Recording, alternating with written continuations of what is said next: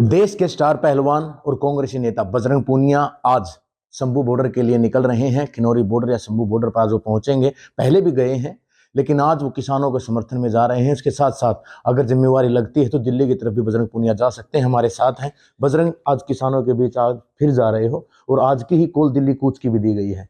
किस तरह की रणनीति और किस तरह वहां पहुंचेंगे? अगर जिम्मेवारी लगती है दिल्ली की तरफ भी जाएंगे? बिल्कुल, देखो बिल्कुल शांतिपूर्वक जा रहे हैं और अपने लोगों के साथ। और जो किसान भाइयों की जो कमेटी है, जो ड्यूटी हमारी लगाएगी, हम उसके साथ खड़े हैं। किस तरह देख रहे हैं? बीजेपी नेता तो ये कह रहे हैं कि हरियाणा में हम सब कुछ दे रहे हैं और किसानों को हम रोक भी नहीं रहे हैं। इस देश किसानों का है और किसान कहीं भी आ जाए। देखो, बोलने में और करने में, वो बोलते ना, करनी और कथनी में फ़र्क होता है। लेकिन क्या कर रहे हैं? आप एमएसपी बोल रहे हैं कि हम 24 फसलों पे एमएसपी दे रहे हैं। 24 तो हरियाणा में फसल नहीं, पहली बात तो। दूसरी, जो आपने एमएसपी तय करी थी उसके नीचे 1800-1900 में हमारी जीरी बिक रही है। तो फिर आप लोग उस चीज़ पे एक्शन क्यों नहीं ले रहे? तो एक बोलना और करना, बोल रहे कि हम किसानों को रोक नहीं रहे। तो वो कटीली तारे और रोड पे जो किले वो लगा रखी हैं, वो बड़े-बड़े कंटेनर खड़े कर रखे हैं। वो किस लिए वो इतनी फ़ोर्स खड़ी कर रखी है? वो पाकिस्तान का बॉर्डर नहीं है, वो चाइना का बॉर्डर नहीं है, जहाँ पे आप इतने तामझाम के साथ खड़े हो और बोल रहे हो कि हम रोक नहीं रहे किसान भाइयों को। तो ये बड़ा दुर्भाग्य है कि सरकार ही झूठ बोल रही है बार-बार में कि हम रोक नहीं रहे। इनके जो आपस में मंत्री हैं, उनके बयान आपस में मैच नहीं हो रहे। तो पहले आप घर में बात करके आइए, भई मीडिया में हमें बोलना क्या है? एक बोल रहा है कि भई किसान हमें दिल्ली जाने के लिए वो परमिशन दिखाए। भई आप लोग दिल्ली जा रहे हो तो आप किससे परमिशन लेके जा रहे हो? वो सिर्फ़ पैदल आ रहे हैं।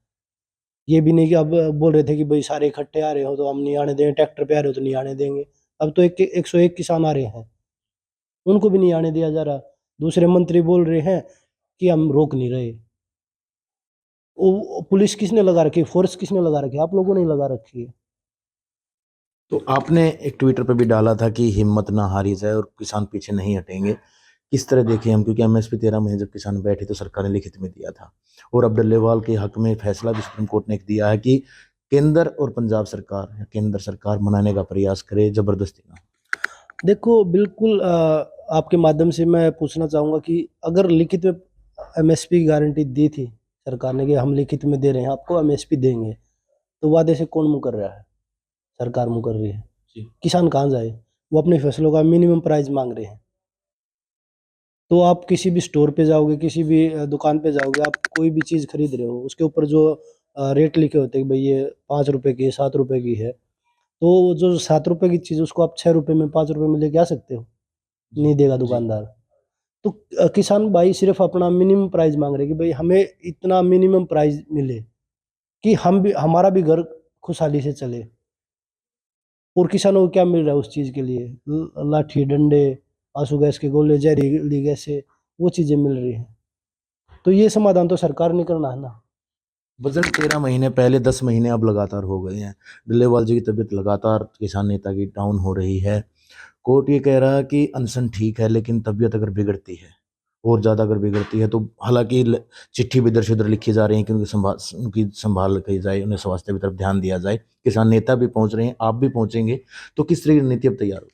देखो, बिल्कुल, जो उनकी तबीयत, पिछले 18 दिन से वो अनशन पे बैठे हैं। और बड़ा दुर्भाग्य है कि सरकार के कान अभी तक नहीं खुले हैं, कानों तक आवाज़ नहीं गई है, आँखें नहीं खुली हैं। और माननीय सुप्रीम कोर्ट का मैं धन्यवाद देता हूँ कि उन्होंने इस मुद्दे पे अपना संज्ञान लिया है और बिल्कुल सही बोला है कि भई सबका अधिकार है पीसफुली प्रोटेस्ट करने का। और मैं, जितने भी हमारे किसान भाई जत्थेबंदी हैं या जितना भी हमारा पूरा देश है वो सुन रहा है, तो उनको मैं यही बोलूँगा कि डल्लेवाल साहब किस चीज़ के लिए अपनी कुर्बानी दे रहे हैं? सिर्फ़ ये कि हमारे किसान भाइयों को एमएसपी मिले, उनको अपनी फसलों का मिनिमम प्राइस मिले, इसलिए वो अपनी कुर्बानी दे रहे हैं। तो अभी इकट्ठा होने का समय है कि भई जितने भी जत्थेबंदी आपस में, थोड़ा बहुत मनमुटाव हर घर में होता है। तो जो अभी आंदोलन से दूर हैं, जितने भी संगठन हैं, 2 हैं, 4 हैं, जितने भी, तो उन सब से भी आपके माध्यम से रिक्वेस्ट है कि भई आप भी आइए, क्योंकि आपका मसला भी वही है कि भई हमें एमएसपी दी जाए। मतलब लड़ाई एक है, लेकिन रास्ते अलग अलग ना जाएं। बिल्कुल, तो उनसे भी रिक्वेस्ट है कि आप एक साथ आइए और लड़ाई सिर्फ यही है कि हमारे किसान भाइयों को एमएसपी मिले और सरकार सोई हुई सरकार को जगाए, क्योंकि एक तो हरियाणा में क्या है भाई, सोते ने तो जगा दे, जो दड़ मार के सोता उसने कौन उठा दे। तो वो ये चीज है कि भाई या सरकार ने दड़ मार रखा है, तो सरकार जब आप इकट्ठे हो गए जब भाई उठेगी। जो पीछे 13 महीने बाद जब सरकार की आंख खुली थी, न्यू दोबारा तो खोलनी पड़ेगी क्योंकि 10 महीने हो गए पीछे। बजरंग, हालांकि बीजेपी के नेता ये कह रहे हैं कि हम किसानों के हक में खड़े हैं, लेकिन उन्हीं के नेता हैं, राज्यसभा सांसद हैं रामचंद्र जांगड़ा, उन्होंने एक बहुत विवादित बयान दिया है कि लड़कियां गायब हो गई थी, हरियाणा में नशा बढ़ा था। किस तरह देखते हैं? देखो बीजेपी बोल रहे कि हम किसानों के साथ है, वो तो सरासर झूठ है, पूरे देश ने देख भी लिया। क्योंकि टोटल अगर लगाए तो 23 महीने से आंदोलन चल रहा है। 13 महीने पहले, 10 महीने अब, तो 23 महीने से आंदोलन चल रहा है। तो अगर किसानों के हक में होती तो किसान जिस दिन पहले दिन आगे बैठे, आपने 13 महीने बाद वादा किया, पहले दिन आप उस जो वादा 13 महीने बाद करे थे उसको पूरा करते आप पहले दिन ही। दूसरा, वादे से आप मुकर गए, तो ये कौन से आप किसान हितैषी हैं। और बात रही रामचंद्र जांगड़ा जी की, वो हमारी बड़ी एज के बड़े बुजुर्ग हैं, हम उनका सम्मान करते हैं। लेकिन मैं जनता से भी और किसान भाइयों से भी यही बोलूँगा कि उनकी बातों पे ज़्यादा ध्यान ना दिया जाए, क्योंकि मुझे लगता है कि उनका दिमागी संतुलन ठीक नहीं है। और एक चीज़ और भी कि भाई उन्होंने ये बयान दिया कि भाई 700 लड़कियां गायब हैं और यहाँ पे नशा बढ़ा है, तो उसके प्रूफ आपकी सरकार है हरियाणा में भी और सेंटर में भी, तो उसके प्रूफ आप दीजिए कि भाई ये लड़कियां गायब हैं और ये नशा ये लोग लेके आए हैं। जिन लोगों का आप बोला पंजाब से लोग आए थे, वो नशा लेके आए थे, तो जो लोग नशा लेके आए थे उनका आप प्रूफ दीजिए।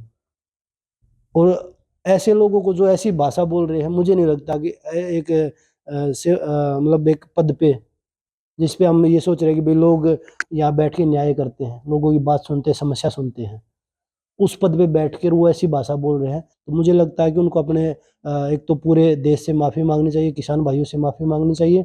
दूसरा, जिस पद पे वो बैठे हैं उसको छोड़ के, और मुझे लगता है कि वो अपने कहीं वो तीर्थ यात्रा पे निकल जाना चाहिए। बजरंग, एक विधेयक और सरकार लेके आई कैबिनेट में कि 1 नेशन 1 इलेक्शन अब होगा।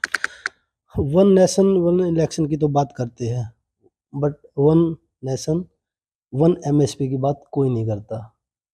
अगर वो ये बोले कि भाई हम एमएसपी भी पूरे देश में एक जैसी देंगे, तो किसान खुशहाल है, क्यों नहीं कर रहे। बात तो बड़ी, वादे तो बड़े बड़े करते हैं, लेकिन अपने वादों से खुद ही मुकर जाते हैं, तो किस पे भरोसा करें हम। तो बजरंग, आज अगर किसान जत्थेबंदी आपको कहते हैं तो 101 में कि बजरंग पूनिया शामिल होंगे? बिल्कुल, अगर वो जो भी ड्यूटी लगाएंगे हम उनके साथ हैं। बजरंग पूनिया ने साफ किया कि किसान नेताओं को एक होने की जरूरत है।